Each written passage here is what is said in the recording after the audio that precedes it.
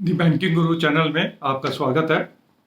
आज हम अपनी इस वीडियो में यस बैंक की जो एक न्यूज़ आई है 230 करोड़ का रिकवरी, उसकी डिटेल देखेंगे कि is it going to increase the profit of the Yes Bank और नॉट। इससे पहले दो लफ्ज़ मार्केट इन लेवल्स पे कंसोलिडेट करने की कोशिश कर रही है। अगर कोई यूएस से और यूएस के बैंकों से कोई नेगेटिव न्यूज़ नहीं आती है और फेड रिजर्व सितंबर में 0.5% जो रेट बढ़ाने की बात हो रही है या 0.25 की जो बात हो रही है, अगर वो नहीं बढ़ाते हैं तो इट इज़ एक्सपेक्टेड कि मार्केट यहाँ से रिबाउंड कर सकती है। But this is subject to all okay from the US banks because of the rate of interest increase, bond yields उनकी बढ़ रही हैं। बॉन्ड यील्ड बढ़ने का मतलब है ट्रेजरी लॉसेस, और ट्रेजरी लॉसेस का मतलब है कि might be small banks will not be able to bear it और इंसॉल्वेंट, दिवालिया घोषित हो सकते हैं। We have to be cautious on that front. Otherwise Indian market and Indian banks अब रीजनेबली प्राइस लेवल पे आ चुके हैं, यहां से रिबाउंड कर सकते हैं। आइए देखते हैं यस बैंक की इस न्यूज़ को समझने के लिए हमें पहले इसकी जो पुरानी ट्रांजैक्शन थी उसे अच्छी तरह अंडरस्टैंड करना पड़ेगा। It might be A bit technical but let us understand. 48,000 crore के बैंक के एनपीए थे। उसकी जो ग्रॉस वैल्यू एक्सपोजर था वो 43,715 करोड़ का था। विद इन दैट इन्होंने जो 43,715 करोड़ इंक्लूडेड 15,198 करोड़ जो उन्होंने राइट ऑफ कर चुके थे। राइट ऑफ करने का मतलब है 100% प्रोविजन अवेलेबल थी और उन्होंने 100% उसका राइट ऑफ कर दिया जो इन्होंने जेसी फ्लावर को बेचा था। नाउ डील क्या हुई थी? तकरीबन अपना ये 48,000 का पोर्टफोलियो 12,000 करोड़ के करीब इन्होंने बेचा था, और उस 12,000 करोड़ में से जो 4,982 करोड़ का नेट बुक वैल्यू थी इनके पोर्टफोलियो की, मतलब प्रोविजंस को निकाल के उनका जो बाकी बैलेंस बचता था वो था 4,982 करोड़। दैट मीन्स 12,000 में से 4,982 करोड़ उधर निकल गया जो इन्हें एडजस्ट करना पड़ा।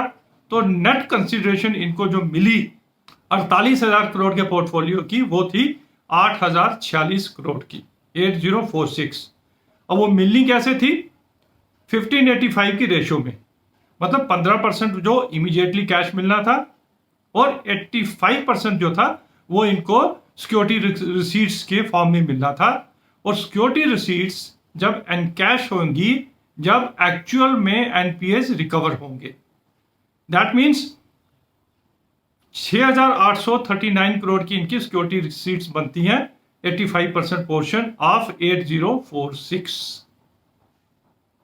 अब इन्होंने जो एंट्रीज की at the time of transfer 17 दिसंबर 22 को जो ट्रांसफर किए थे, व्हाट दे आर सेइंग, जो लोन ट्रांसफर किए गए और जो नेट बुक वैल्यू से नीचे थे, से नेट बुक वैल्यू 50 रुपए थी और हमने जो ट्रांसफर किया वो था 35 रुपए, तो उसका जो शॉर्टफॉल आया 609 करोड़ का जो शॉर्टफॉल उनको पड़ा वो इन्होंने 2 क्वार्टर्स में उसको प्रॉफिट एंड लॉस में एडजस्ट करना था।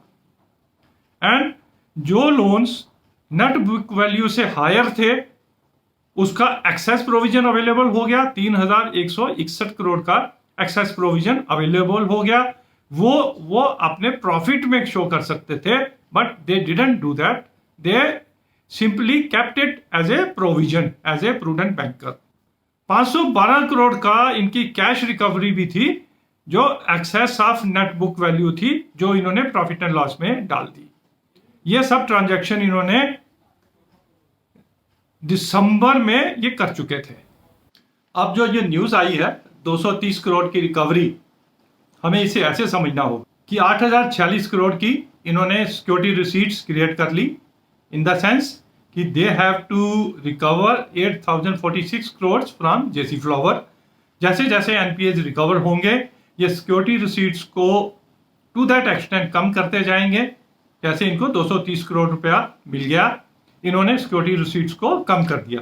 इट इज जस्ट लाइक कि हमने किसी सन्नी डेटर्स को हम रिकवरी करते हैं और उसकी बुक एंट्री करते हैं।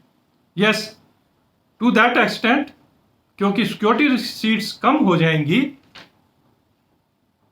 The requirement of provision to that extent will also come down. 230 crore से सिक्योरिटी रिसीट्स के अगेंस्ट जो इन्होंने प्रोविजंस कर रखे हैं उसकी रिक्वायरमेंट कम हो जाएगी। अब this is up to the management कि वो ये 230 करोड़ की जो प्रोविजन कम हुई उसे सीधा अपना प्रोविजंस करके प्रॉफिट बढ़ाएं, या एज ए प्रूडेंट बैंकर वो अपना प्रोविजंस को मेंटेन रखें और अपनी पीसीआर को इंप्रूव करें।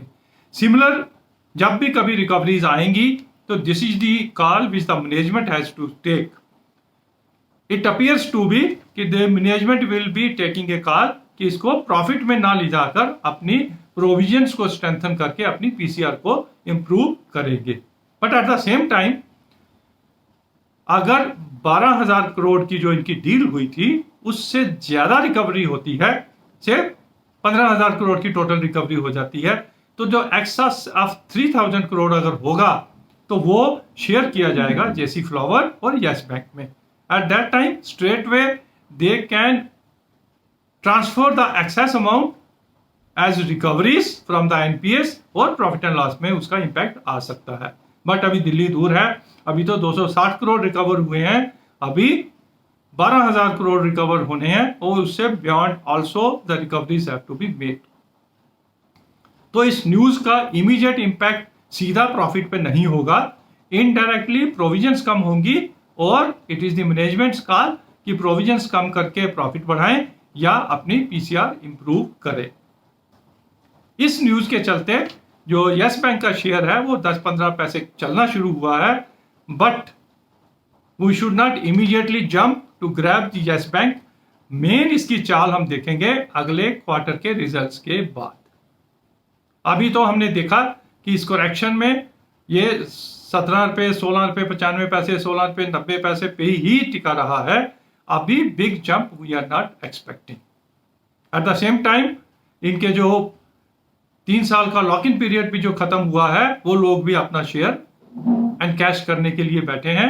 When ever there will be a big jump वो ट्राई करेंगे इसमें से निकलने की। एट द सेम टाइम जो 81 बॉन्ड का 3,000 करोड़ का जो इनका इशू है वो भी अभी सुप्रीम कोर्ट में पेंडिंग है, वो तलवार भी इन पे लटकी हुई है। तो for the time being this news is a positive news, but at the same time we should not conclude कि 230 करोड़ आ गया तो 12,000 करोड़ आ जाएगा और 48,000 करोड़ आ जाएगा और प्रॉफिट बढ़ जाएगा। But definitely next quarter results और सुप्रीम कोर्ट की रूलिंग इन देयर फेवर और ये रिकवरी जो स्टार्ट हुई हैं ये इस यस बैंक के शेयर को सीधा 17 रुपए से 24 रुपए 25 रुपए तक ले जाने की क्षमता रखते हैं by the time the next quarter results, अगर वो ठीक ठाक अच्छे आते हैं।